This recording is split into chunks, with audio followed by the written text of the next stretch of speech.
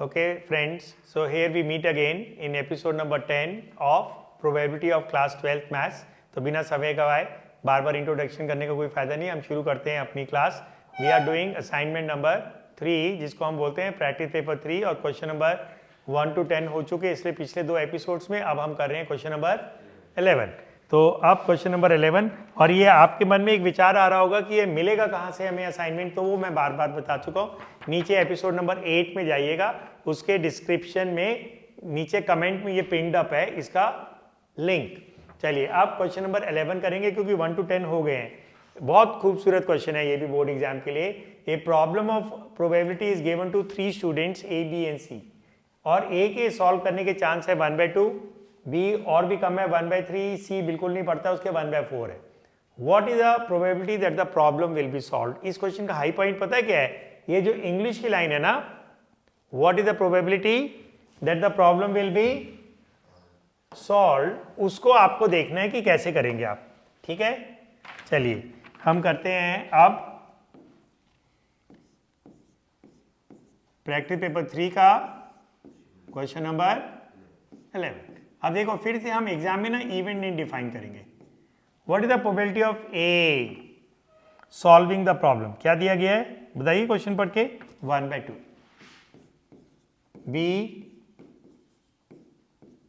B की कितनी दी गई है 1/3, और सी की कितनी दी गई है 1/4. ये डेटा है. ठीक है, ए नॉट सॉल्विंग क्या होगा? ए नॉट सॉल्विंग क्या होगा? ओके, ए नॉट सॉल्विंग होगा 1/2, और बी नॉट सॉल्विंग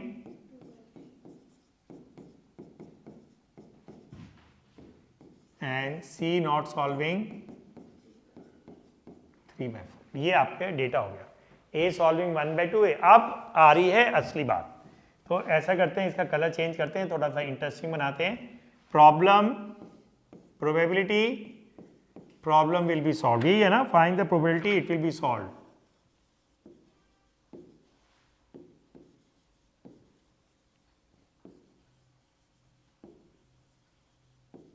अभी मैंने कैलीग्राफिक स्ट्रोक लिया है तो राइटिंग ना कुछ अपने आप सुधर गई है. मेरी राइटिंग इतनी अच्छी नहीं है.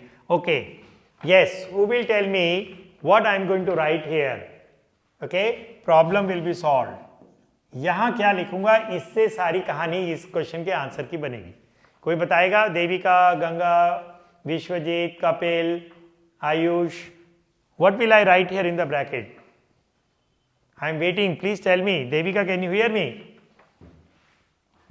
हाँ, tell me when will the problem will be said to be solve. कब हम बोलेंगे, कब टीचर बोलेगा, कब बच्चे बोलेंगे सर प्रॉब्लम सॉल्व हो गई है. क्या लिखूं पी के बाद ब्रैकेट में? यस. ये क्या देविका तुम इतनी एक्सपर्ट कैसे हो गई हो? देविका बताइए. ये है असली लाइन. एटलीस्ट वन चाइल्ड, एक बच्चा सॉल्व कर सकता है, एग्जैक्टली 2 कर सकते हैं, 3 कर सकते हैं. 3 ही तो बचे हैं क्लास में, तो I can say the problem has been solve.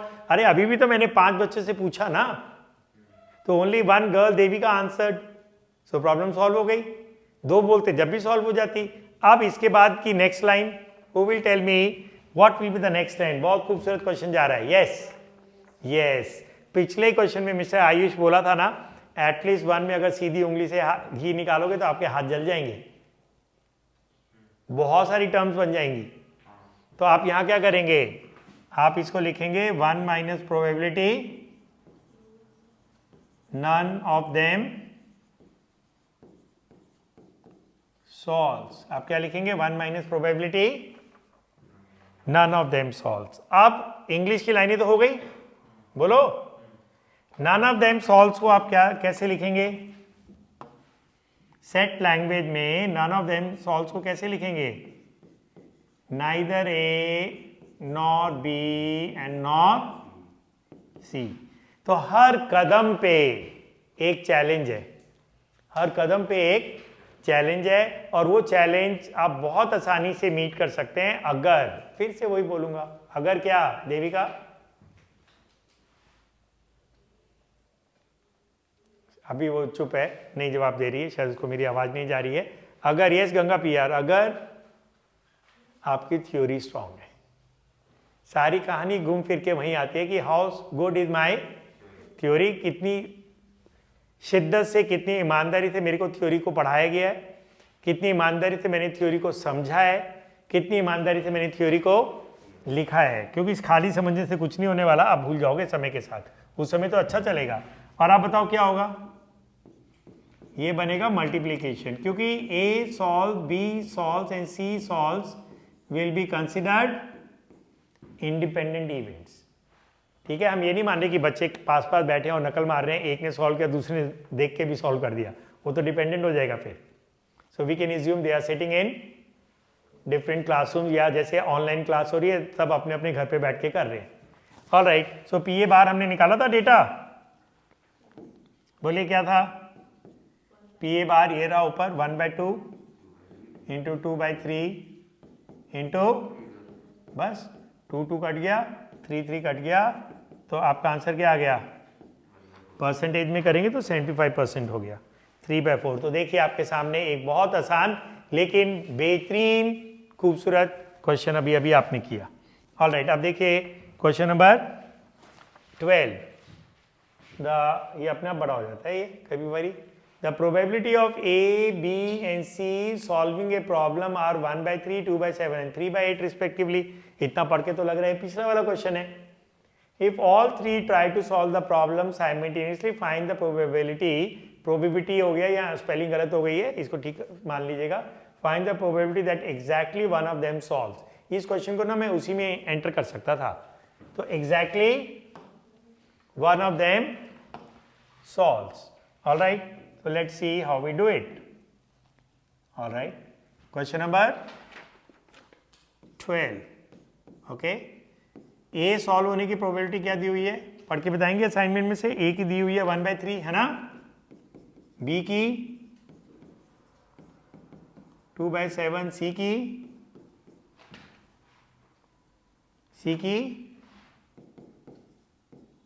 3/8। बोलो, ए की सॉल्व नहीं करने की 2/3, बी की सॉल्व नहीं करने की 5/7, सी की सॉल्व नहीं करने की 5/8। Probability exactly one of them solves.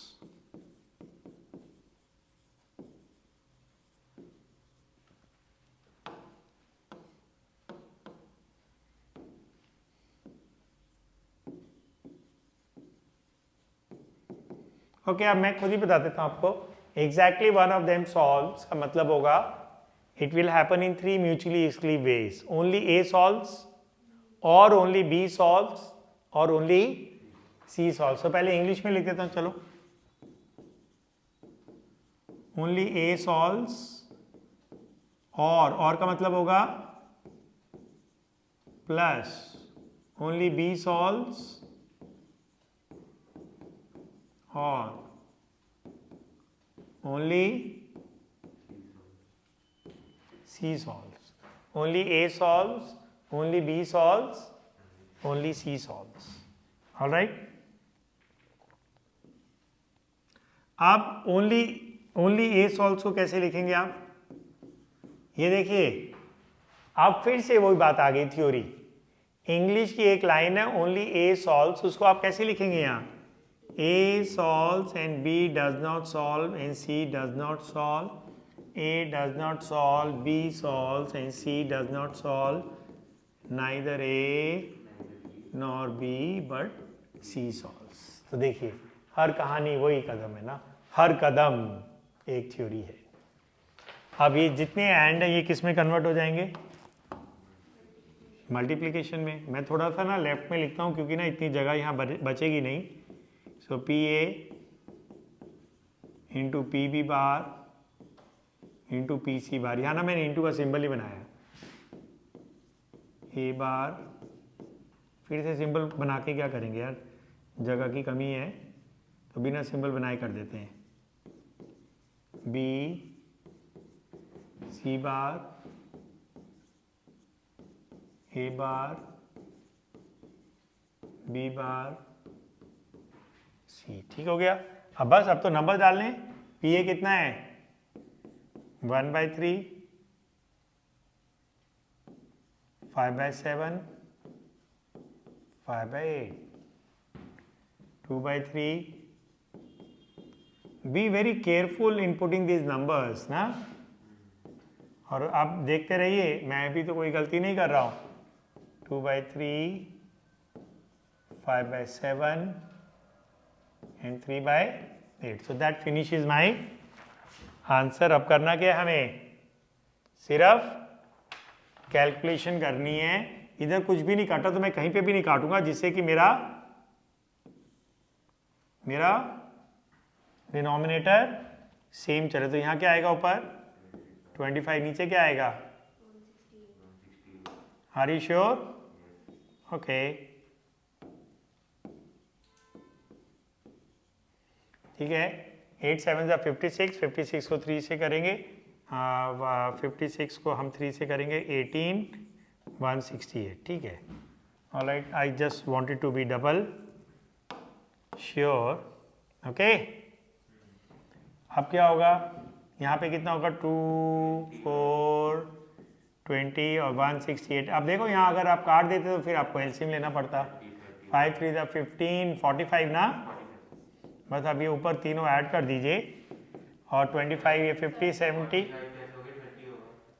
2 3 जा 6, मैंने ना उसको 5 5 मान लिया, तो ये बच्चे सही पकड़ लिया है। तो ये कितना होगा, तो से 5 2 जा 10, 30 होगा, है ना। ऑलराइट, तो 50 75/168। ये 3 से कट रहा है ना, क्योंकि आपको पता है ना 3 की डिविजिबिलिटी टेस्ट, अगर सारे डिजिट्स को ऐड करके 3 6 9 आता है। 7 + 5 कितना होता है 12, 12 में 1 + 2 3, इसलिए 3 से कटेगा। और 6 और 8 + 1 9, तो ये भी 3 से कटेगा। तो अभी आप क्या करेंगे, इसको 3 से काट देंगे। तो 3 2 जा 6, 3 5 जा 15, ये जाएगा 3 5 जा 15 एंड 3 6 जा 18। तो आपका आंसर क्या हो गया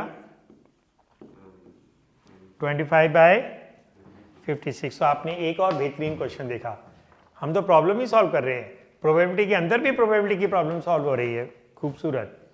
alright, now let's do the next question. Question number 13, ये भी सिमिलर है। देखिए, A can hit a target 3 times in 5 shots। क्या बोला मैंने, A can hit the target 3 times in, so what is the probability of A hitting the target? 3/5। इससे ये बनाना है आपको, ठीक है। B 2 times in 5 shots, तो B का क्या हो जाएगा प्रोबेबिलिटी 2/5।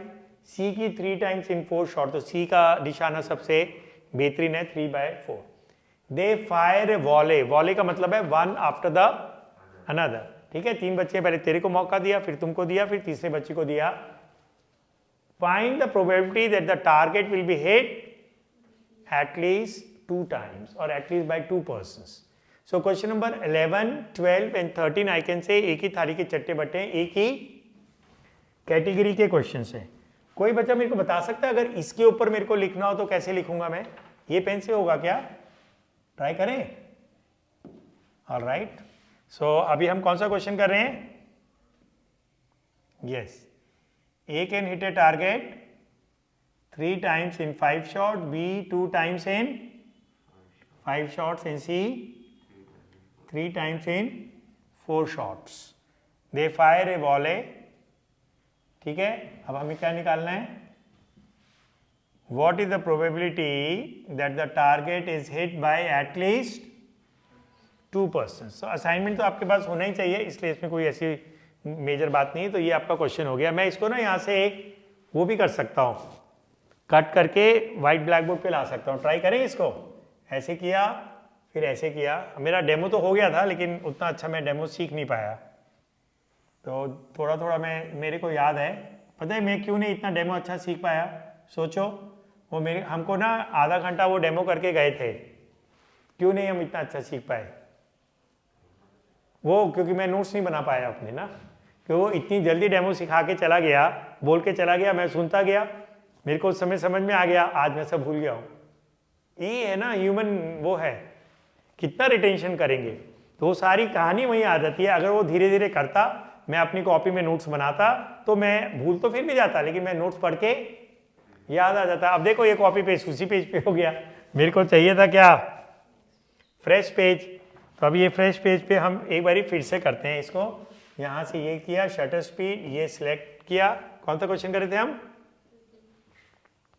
तो ऐसे हमने इसको ऐसे किया और ये मेरे ख्याल से अपने आप चला जाता है। ये देखिए, आपको वहाँ से ना ऐसे बोलना नहीं पड़ता, कॉपी पेस्ट वगैरह, वो उसको सिलेक्ट करते ही अपने आप भाग जाता है। और इसको शायद ना ये वाला टच करके आप इसको घुमा भी सकते हैं, ऐसे करके ना। तो जब मैं यहाँ से लिखूंगा तो आपको ये दिखाई देता रहेगा फिर ना। ऑलराइट, सो कौन सा क्वेश्चन हो गया ये 13। अब तो मेरे को असाइनमेंट की भी जरूरत नहीं है, इसको मैं साइड में रख सकता हूँ। लेकिन क्या होगा, मैं ये चाह रहा था कि जब मैं इस ब्लैक बोर्ड के ऊपर स्क्रॉल करूँ तो ये जो क्वेश्चन है ये वहीं स्टेशनरी रहे, मतलब 2 लेयर्स बन जाए, पीछे वाला ब्लैक बोर्ड ऊपर चला जाए और ये लेयर आगे लगी रहे। तो वो जो डेमो करने आया था वो भी ये इसको बता नहीं पाया मेरे को ये वाला।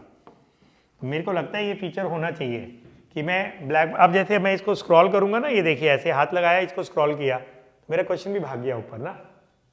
तो मैं क्या चाह रहा हूँ, अगर आप कोई मेरे को बता पाएंगे तो अच्छा रहेगा। मैं क्या चाह रहा हूँ कि क्वेश्चन ये वाला जो व्हाइट वाला रेक्टेंगल है ये यहीं स्टेशनरी रहे, इसके पीछे से जो ग्रीन स्क्रीन है वो ऊपर चली जाए। सोच, तो वो होना चाहिए फीचर, क्योंकि वो बहुत लॉजिकल है जो मैं बोल रहा हूँ ना। क्या बोलते हैं आयुष? ठीक है। सो अब हमारा आंसर कौन सा है ये 13। ए कैन हिट द टारगेट। अब देखो एग्जाम में फिर से ए को डिफाइन मत करना, सीधा लिख देना 3/5। B can hit in 2 times in 5 shots। C, तो सबसे अच्छा निशानेबाज कौन है इसमें? C. A will not hit, A bar कितना हो गया? B will not hit, C will not hit. ठीक है, दे फायर ए वॉले। अब आपको निकालना क्या है? Probability at least 2 hits. पता है एटलीस्ट 1 होता, एटलीस्ट 1 होता तो मैं क्या करता, फटाक से कॉम्प्लीमेंट ले लेता, 1 माइनस नन हिट। एटलीस्ट 2 में नहीं लूंगा मैं। अब इसमें ना केसेस बनेंगे, क्योंकि उसमें भी ना बराबर बराबर बनेंगे, मैंने दिमाग लगा के। पता है इसमें क्या होगा? एग्जैक्टली 2 हिट्स, मतलब 2 persons hit, exactly 2 hit. Okay, और ऑल 3 हिट्स, ये केस बनेंगे। देखो, तो ये सबसे इंटरेस्टिंग लाइन थी, क्योंकि ये इंग्लिश का कॉन्सेप्चुअल लाइन थी। क्या आप समझ पाते हैं? क्या आप इंग्लिश में उसको लिख पाते हैं? When I say at least 2 hit, तो at least 2 hit will happen in 2 mutually exclusive ways. Exactly 2 people hit और exactly means all 3 hit. Alright, अब इसके बाद भी नेक्स्ट कहानी है।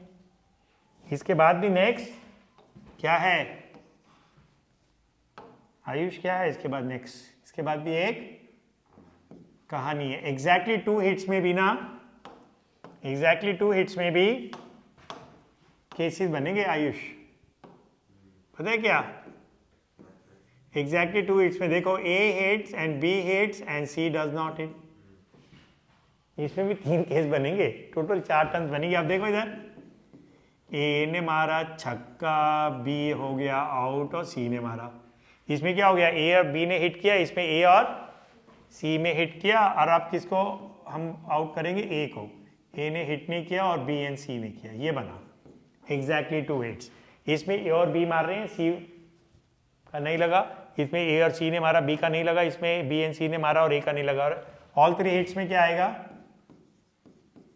ए इंटरसेक्शन बी इंटरसेक्शन सी।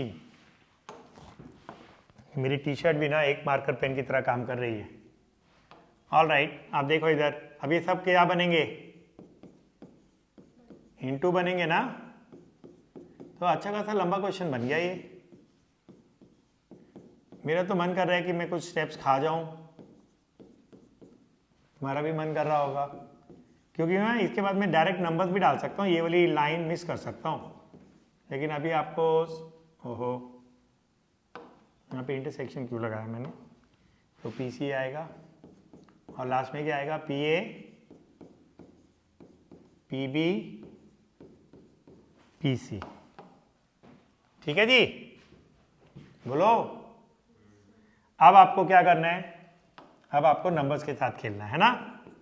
अब ये नंबर्स आपके पास ऊपर थे तो थोड़ा सा, ये देखो ऐसे ड्रैग नहीं होगा, पहले इसको टच करना पड़ेगा फिर ये ड्रैग होगा। ये देखिए, ये मैं नंबर सारे के सारे नीचे ले आता हूं आपके लिए, ओके। अब ये देख देख के आप नंबर्स डालिए इसमें, डाला भैया। PA कितना है, 3/5, PB बार नहीं, PB बार नहीं है, सॉरी, PB है। PB कितना है, 2/5 और PC बार है 1/4। तो आपको ना बहुत ध्यान रखना पड़ेगा एग्जाम में ना, कोई भी एक आपके चूक हो गई ना, PB बार 3/5, PC 3/4, PA बार 2/5, PB 2/5। भैया नंबर चेक कर लो सब लोग, 2/5, PB 2/5 और PC 3/4। और अब ये तो 3/5, 2/5 इंटू 3/4। अब मैं ना ब्लैक बोर्ड को ऊपर कर सकता हूँ क्योंकि अब हमारे नंबर्स आ गए हैं। ठीक हो गया, बस अब यहाँ से छोड़ दूँ, बोलो, या करूँ? मैं काट नहीं रहा क्योंकि सब में कटेगा नहीं। तो ऊपर यहाँ क्या आ रहा है, 6, 5, ये 100 आ रहा है ना नीचे, बस आप ऊपर करते रहो, 27/100। आप फास्ट हो जाएगा, काटने के ना लालच में मत पड़ो। 2 to the 4, 4 3 the 12/100 और 3 to the 6, 18/100। हाँ फास्ट हो गया ना, 18 और 12 ऐड करेंगे 30 हो जाएगा, 30 30 60, मेरे ख्याल से 63/100 हो रहा है, चेक करो जरा। ऑलराइट, 63/100 आपका ये आंसर आ गया है। तो मेरे पास असाइनमेंट है और आपको ना मैंने कोशिश कर रहा हूँ असाइनमेंट में ना मैं आंसर्स भी डाल दूँ। अब क्वेश्चन नंबर 14 ना बहुत बोरिंग है, लेकिन NCERT का क्वेश्चन है इसलिए मैं आपको करा रहा हूँ, तो अदरवाइज मेरा मन भी नहीं है क्वेश्चन नंबर 14 को करने का। ऑलराइट, अब ऐसा करते हैं, इसको हम ना यहाँ से सिलेक्ट करते हैं, लेकिन अभी ऐसा नहीं होगा, पता है गड़बड़ हो गया। हम वापस वहीं चलते हैं, कहाँ चलते हैं, अपने ब्लैक बोर्ड पे, और यहाँ पे एक फ्रेश पेज लेते हैं, नहीं तो वो इसी के ऊपर चिपक जाएगा। Is it not? तो देखो ये है, practice makes a man perfect. अब पिछली बारी हमने ये गलती की थी, हमने कॉपी पेस्ट किया और ये पेन के पीछे वाला ना ज़्यादा जल्दी रिस्पॉन्ड करता है, मैंने ये भी देखा। ये देखो, अगर मैं इसको ऐसे करूँगा और छोड़ दूंगा, ये अपने आप वहाँ पहुँच गया। और मेरे ख्याल से ना इसको हम शायद इसको साइज में बड़ा भी कर सकते हैं, मेरे को ऐसा लग रहा है। ऐसे खींच के बड़ा हो जाएगा क्या? ये बड़ा नहीं हो रहा, मूव हो रहा है ये। I think I can't change the size of it. तुम्हें क्या लगता है, साइज चेंज होगा? क्या पता। हाँ, इसका तो कुछ नहीं है। ओके, वैसे चलो ट्राई करके देख लेता हूँ मैं।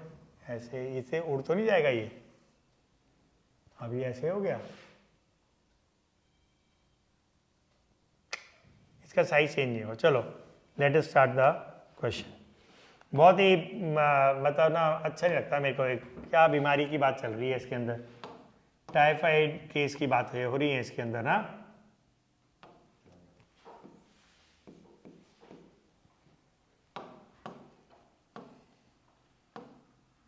ओके, देखो इधर, the probability of a typhoid case proving fatal is 1/100।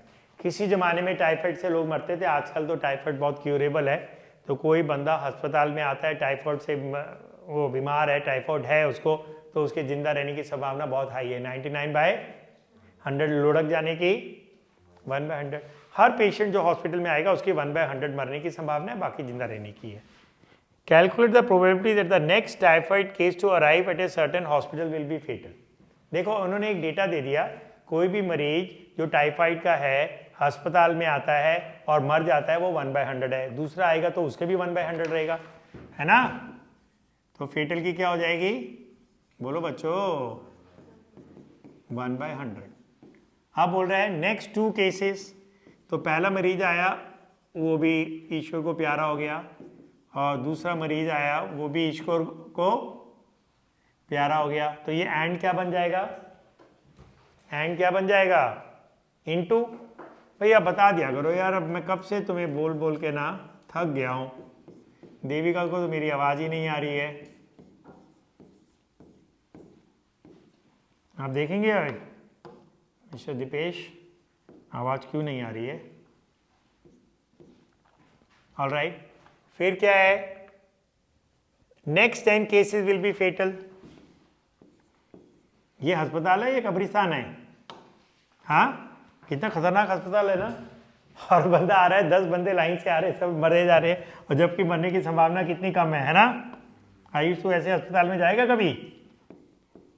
हाँ, कहाँ जाएगा यार? अब मैं ना 10 टाइम्स नहीं लिख रहा, बस कॉमा कॉमा कॉमा डाल के बंद करते, तो इसका आंसर क्या हो जाएगा? 1/100 होल रेज़ टू पावर 10। ठीक है, इसलिए मैं कह रहा हूँ एग्जाम में नहीं आएगा।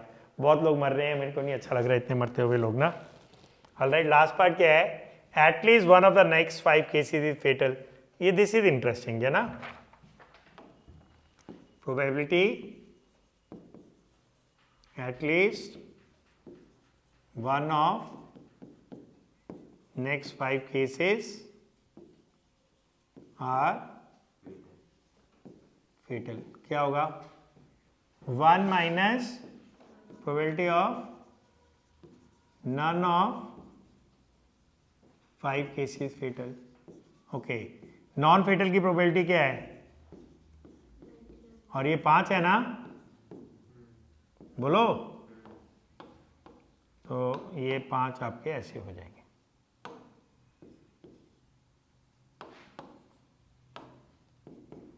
हो गया जी। तो ये क्वेश्चन ना ऑल दो एनसीईआरटी का है, but I am not counting it as a important question. Alright, so now let's do the next question. लेकिन इससे पहले ना फिर हम वही करेंगे। क्या करेंगे? हम एक नया पेज ऐड करेंगे। और आप क्वेश्चन नंबर 15 देखिए आप। ए bag A contains 4 red and 5 black balls, and bag B contains 3 red and 7 black balls। 1 ball is drawn from bag A and 2 from bag B। My God, क्या सीखने वाले आप इस क्वेश्चन में। अब पता है तुम्हारे मन में एक क्या डाउट आएगा? ये देखो दीपेश, ऐसे लिख सकते हैं। 1 ball is drawn from bag A and 2 balls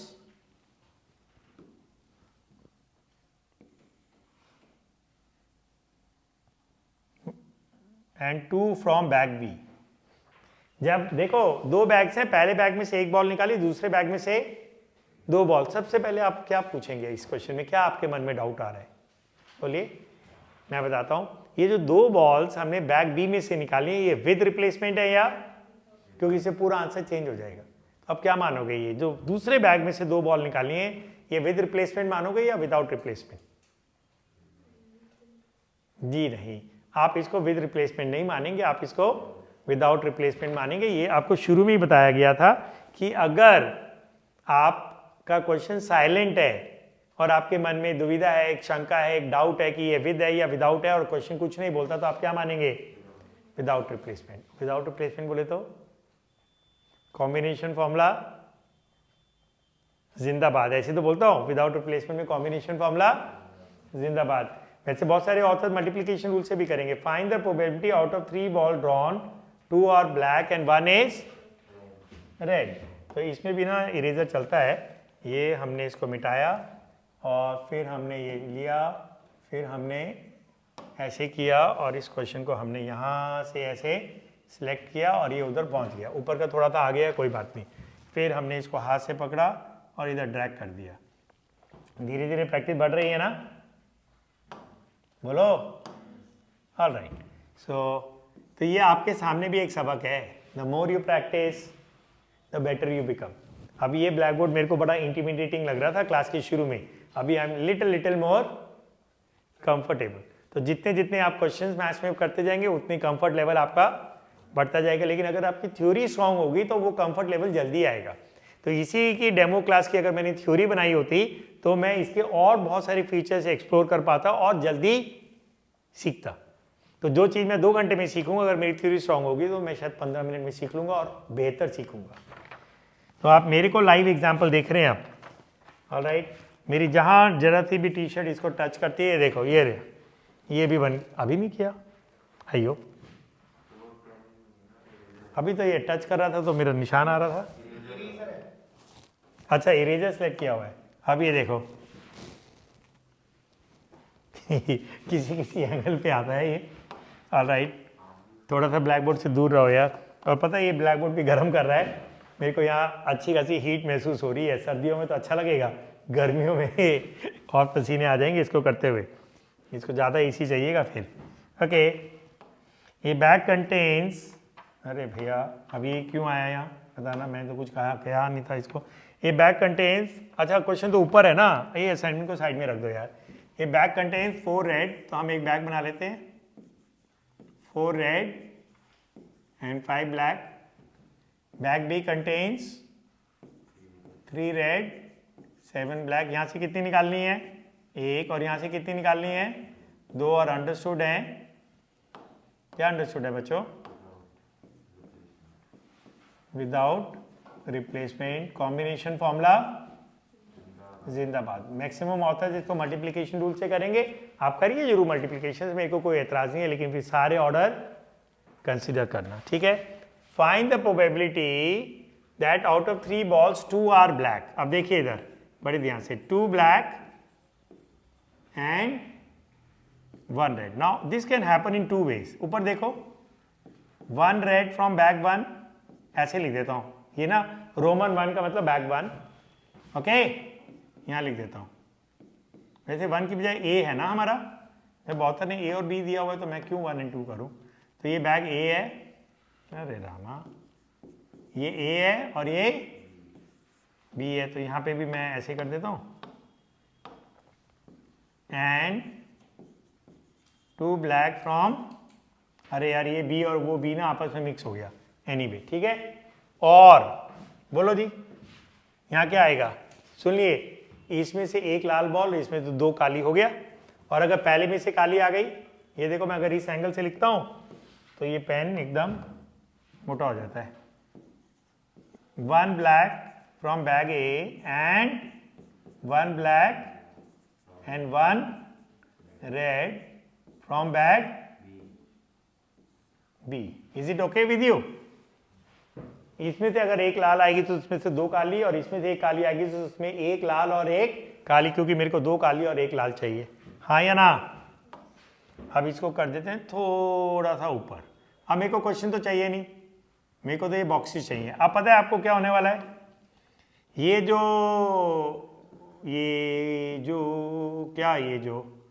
and है ना, ये कन्वर्ट हो जाएगा मल्टीप्लीकेशन में, और इसमें ना गड्ढा है यहाँ। सुन लो, अगर आपने इसको भी मल्टीप्लिकेशन में कन्वर्ट किया, सुन लो जी बड़े ध्यान से गंगा जी, अगर आपने इसको भी मल्टीप्लिकेशन में किया तो 3 केसेस बनेंगे फिर, black black red, black red black. तो यहाँ ये गड्ढा है। ये बहुत सारे बच्चे, मैंने आपको बताया, मेरे को हो गए बहुत सारे साल पढ़ाते हुए, तो यहाँ बच्चे बहुत गड़बड़ करते हैं फिर ये, क्योंकि मैंने फैसला कर लिया है। क्या फैसला किया है? कॉम्बिनेशन फॉर्मूला जिंदाबाद। तो मेरे को एक ही ऑर्डर लेना है, तो मैं इस क्वेश्चन के अंदर बहुत खूबसूरती से मल्टीप्लिकेशन और कॉम्बिनेशन का मिलन कर रहा हूं। तो जहां मल्टीप्लिकेशन लग रहा है वहां मल्टीप्लिकेशन लगा रहा हूं, जहां कॉम्बिनेशन लगेगा वहां कॉम्बिनेशन। अब देखिए इधर, कपिल जी आप क्लास में हैं, तो इसमें से रेड कैसे आएगा, जल्दी बोलो। 1 बॉल एट ए टाइम यार, 4/9 बोलो। अब इसमें से आप 2 बॉल निकाल रहे हैं। आप सुन लो, अगर यहां मल्टीप्लिकेशन हो तो पता है क्या बनता है, रेड ब्लैक ब्लैक। लेकिन अब मैंने नहीं लिखा ब्लैक ब्लैक, मैंने 2 ब्लैक, क्योंकि मैं क्या लगा रहा हूं, कॉम्बिनेशन। तो ऊपर नीचे क्या आएगा, कितनी है यहाँ, 10 है ना, 10C2, और ब्लैक कितनी है, तो यहाँ आएगा 7C2 plus, what is the probability of getting a black from here, 5/9। And what is the probability, और यहाँ क्या आएगा नीचे, 10C2 और एक ब्लैक है तो क्या आएगा 7C1 और एक रेड है तो 3C1। Okay miss Ganga, is it okay? Okay, अब हम क्या करेंगे, क्वेश्चन देखो प्रोबेबिलिटी का खत्म हो गया, अब मैथ्स की कैलकुलेशन है। हाँ कॉम्बिनेशन फॉर्मूला तो आपका है ही फिर भी अपनी जगह पे। ऑल राइट 4/9, ऑल राइट ये कितना होगा भाई 10C2 होगा 10 × 9 अपॉन 2 × 1 और ये होगा 7 × 6 अपॉन 2 × 1। ये जो अपॉन 2 × 1 है ये कैंसिल हो जाएगा। ओके प्लस 5/9, 7C1 कितना होता है 7, 3C1 कितना होता है 3 और 10C2 कितना होता है 10 × 9 अपॉन, पता है यहाँ 2 × 1 लिखा, यहाँ क्यों नहीं लिखा? क्योंकि इसके न्यूमरेटर में भी आता ना 2 × 1 डिनोमिनेटर में, और इसके डिनोमिनेटर के डिनोमिनेटर में भी आता, वो 2 × 1 कट जाता। बोलो हाँ या ना? बस अब इसको हम ऊपर करते हैं और ये आपका ना आज की क्लास का लास्ट क्वेश्चन है, फिर हम नेक्स्ट क्लास में अगले क्वेश्चंस करेंगे। इसके अंदर ना अभी बहुत सारे क्वेश्चंस बाकी हैं, देखता हो ये देखिए ये शीट 2 है तो कितने सारे क्वेश्चंस और बाकी हैं। ये खत्म होने के बाद हम करेंगे बेस थ्योरम। अब इस शीट में ना क्वेश्चन नंबर 16 से 33 will take me at least 2 hours. इसमें ना बहुत हैवी वेट क्वेश्चंस हैं, इन्फिनाइट जीपी का सम भी आने वाला है और लॉग्स भी आने वाले। तो अब जो तूफान आने वाला है ना वो अगली क्लास में आने वाला है, तो आपको बहुत तैयारी के साथ आना पड़ेगा। तो अगली एपिसोड में जब भी आप आइएगा, जब पिछले एपिसोड्स आप पढ़ के आए, नहीं तो आप तूफानों में उड़ जाएंगे, कहाँ जाएंगे पता भी नहीं लगेगा किसी को। चलो जी अब मैं क्या सोच रहा हूँ, बोलो कुछ सोचूं? देखो एक तो मैं ये करता हूँ कि ये काट देता हूँ 3 से, 3 2 ज़ा 3 3 ज़ा, एक 2 से ये काट देता हूँ। अच्छा वो 2 भी काट सकता था, खैर एक ही बात है, 2 और 5, बाकी नहीं काट रहा हूँ, वैसे कट भी नहीं रहे। ऊपर क्या आएगा 7 2 ज़ा 14, 14 2 ज़ा 28। भाई मेरे को हेल्प तो करो कैलकुलेशन में। और 9 5 ज़ा 45, 45 को 3 से मल्टीप्लाई करेंगे तो 135 आएगा। ऑल राइट, अब इधर भी ना मैं ऐसे काटूंगा जैसे 2 से ये काटा 5 और 3 से ये काटा 3, 9 5 ज़ा 45 और ये भी 135, और कटेगा भी तो मैं नहीं काटूंगा, ऐसे कट भी नहीं रहा। 7 5 ज़ा 35, बोलो अब इसको ऐड कर दोगे यहाँ आएगा 63 अपॉन, ठीक है जी ये आंसर आपका। मैं भी देख लो असाइनमेंट में मैंने आंसर दिए हुए, पता है मैंने प्रोबेबिलिटी में जानबूझ के आंसर दिए लेकिन इसमें मैंने आंसर नहीं दिया हुआ है। ऑल राइट, सो 63/135। तो अब आपके ना क्वेश्चंस का लेवल सडनली बढ़ने लग गया है। तो अब अगले क्लास के अंदर जो हम क्वेश्चंस करेंगे ना वो बहुत घुमाने वाले क्वेश्चंस होंगे। मैंने बता ही दिया, मतलब जीपी के फॉर्मूले लगेंगे। जीपी पता क्या होता है? ज्योमेट्रिक प्रोग्रेशन 11th में पढ़ा था, sum of infinite terms of the GP का फॉर्मूला लगेगा। एक क्वेश्चन में थोड़ा सा लॉग भी लगेगा, वो क्वेश्चन हम देखेंगे कैसे करेंगे क्योंकि लॉग हमें इतना आता नहीं है। सो आज की क्लास यहीं फिनिश करते हैं। I hope you are enjoying the classes. And Ganga PR कुछ कहना चाहती है? Yes Ganga PR, you want to say something? कुछ मिस्टेक हो गई है? ऑल राइट, तो वो कुछ कह रही थी लेकिन अब वो कुछ नहीं कह रही है, मेरे को समझ में नहीं आ रहा है वो कह रही है या नहीं कह रही है। चलो एनीवे, तो हम मिलते हैं अगले एपिसोड में। I hope you are enjoying the classes. बने रहिए संजय अग्रवाल मैथ्स क्लासेस में और मिलते हैं बहुत जल्द अगले एपिसोड नंबर 11 में।